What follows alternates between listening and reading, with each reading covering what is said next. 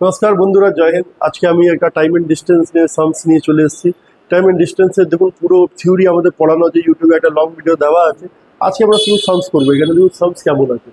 সামসে দিয়েছে the speed of two trains, ratio দিয়ে দিয়েছি স্পিড অফ টু ট্রেনস। মানে আমি মানব প্রথম ট্রেনের স্পিড S1, সেকেন্ড ট্রেনের স্পিড S2, 7:8।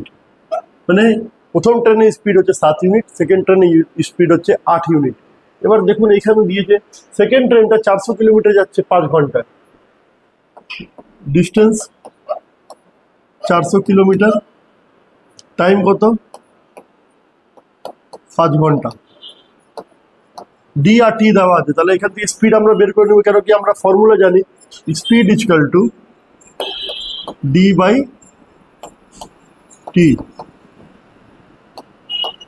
80 কিলোমিটার। এটা আমাদের স্পিড। তার মানে কি সেকেন্ড ট্রেনের স্পিড এখানে 8 ইউনিট আর এখানে 80 কিলোমিটার।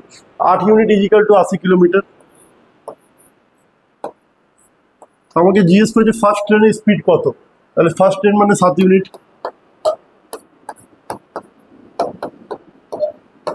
70 কিলোমিটার পার আওয়ার আমার অ্যান্সার। আশা করি বুঝতে পেরেছেন 70 কিলোমিটার আমার এই অ্যান্সারটা হবে। এরকম যে সায়েন্স থাকে আমরা ভালো করে সলভ করতে পারবো।